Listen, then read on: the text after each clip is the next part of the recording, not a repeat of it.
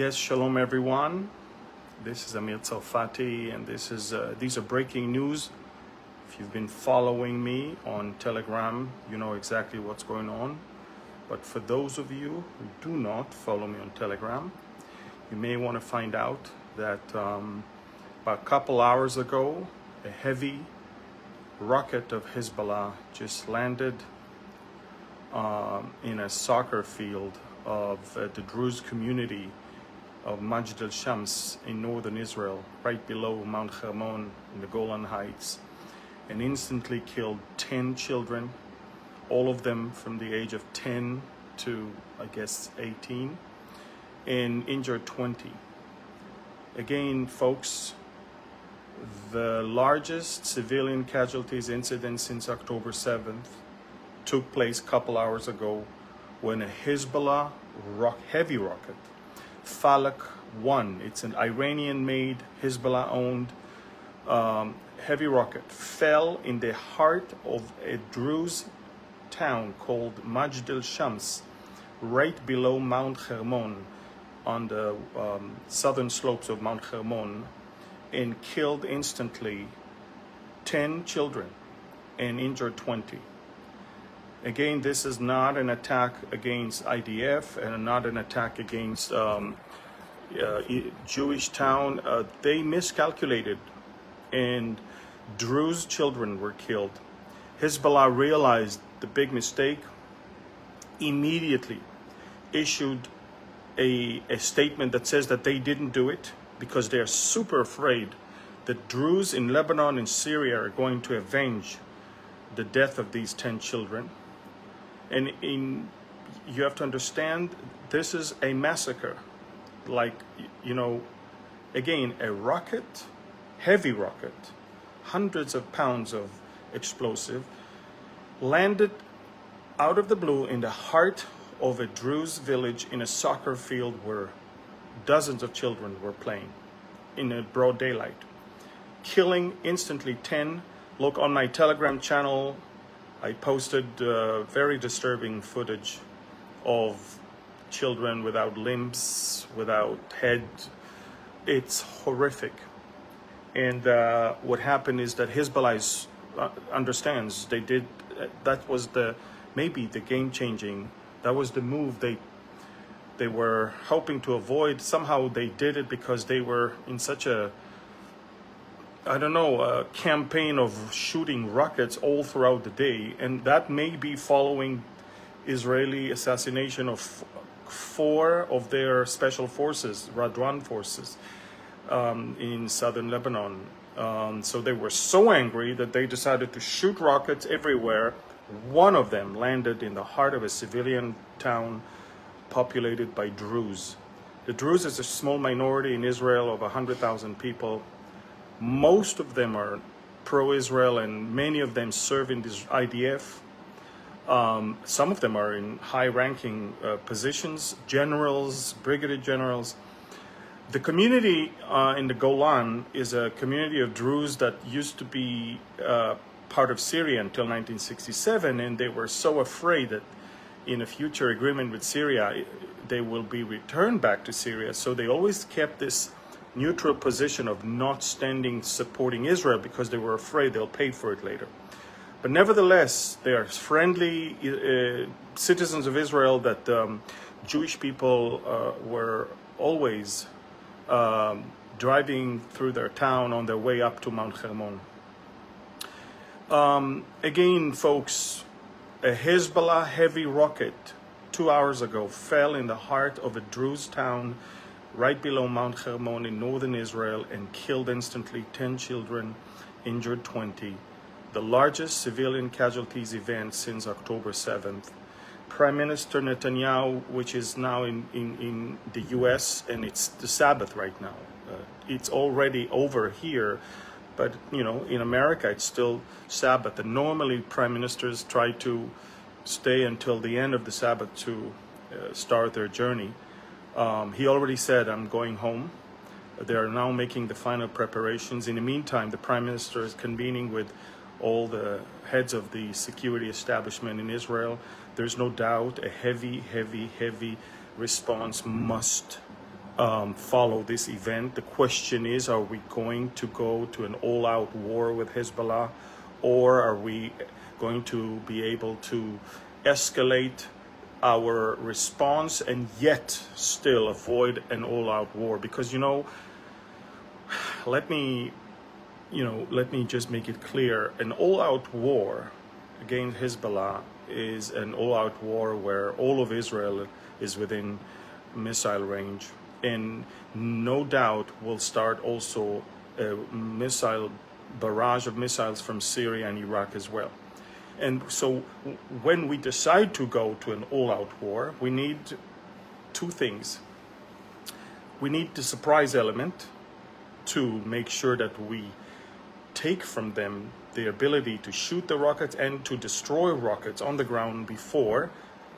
And I don't think we have the surprise element. They are ready right now.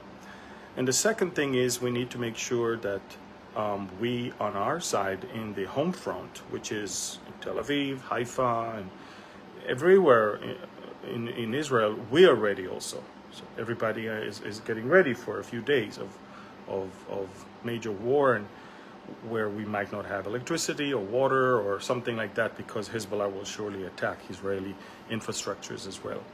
Also, knowing that Hezbollah is not Lebanon, unlike Gaza and the Palestinians, that they are Hezbollah, they are Hamas, excuse me, Gaza is Hamas, Hamas is Hezbollah. That's not the case in Lebanon. Most of the Lebanese don't like Hezbollah, and to destroy their country because of Hezbollah, it's almost buying ourselves new enemies that right now are not our enemies. We have to be very careful in the timing, in the manner of the way we respond. So the Prime Minister is right now on the phone with the Chief of Staff and the Minister of Defense, and he needs to approve a whole package of IDF strikes, some might be in Beirut, in order to send a message that we cannot allow such a thing to happen, but at the same time keep the initiative on our side to when we want to start the war at our terms and the right timing that we find. So again, delicate situation. In these type of times, we cannot think from the stomach, but from the brain.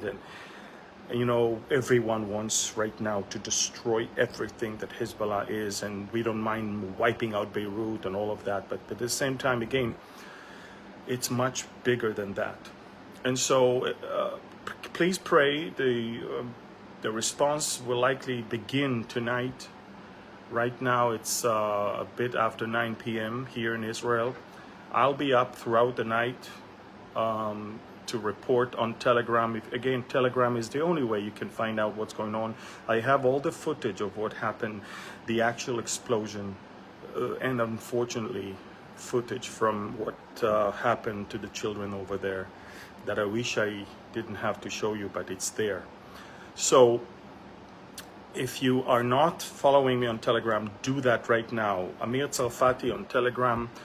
I have over 540,000 subscribers, and the reason I'm telling you that is do not follow fake channels with my name. The only Amir Tsarfati channel that you need to follow if you want to follow me is the one that has over 540,000 subscribers. Telegram is the only and the best and the safest way for me to communicate to you, sensitive information that social media will not allow me to. Again, the largest civilian casualties event since October 7 took place 2 hours ago when 10 Israeli children, Druze children, I'll tell you more about the Druze later. It's a small minority. They are not Muslims, though they are speaking Arabic and they have the Arab mentality culturally, food and language and many things, but at the same time they hold their own religion. They are not seeking their own country. They are not fighting to get territory and independence. There are Druze in Lebanon, in Syria, and in northern Israel. In northern Israel, they are on Mount Carmel, Lower Galilee, Upper Galilee, and the Golan, and wonderful people, very loyal civilians that many of them serves in the IDF. I have a lot of friends that are Druze. Part of them were in my military unit as well. So again, very, very, very bad evening. And for us, we are preparing for a very harsh response in the next few hours. Stay tuned. I'm especially staying awake on Telegram. I will report. And Prime Minister Netanyahu is making his arrival to Israel earlier. He will fly throughout the Shabbat instead of after the Shabbat is over. And he can, thankfully, because now he's having his own Air Force One, it's called the Zion's Wing. And thankfully, he can conduct all the situation from the plane because we have all the systems there that are required. So again, follow me on Telegram. War in northern Israel that might escalate to an all-out war against Lebanon. 10 Israeli Druze children were massacred. 20 more are injured. They're hospitalized. On some of them, they're fighting for their lives right now. All the details, all the footage, all videos and pictures and information is on my Telegram channel. Please, please, please. And please spread all eyes on Majd al-Shams. That's where the massacre happens. And this is all civilians. It's not Hamas that is hiding behind civilians. All right. God bless you. Please share this to as many as you can. Share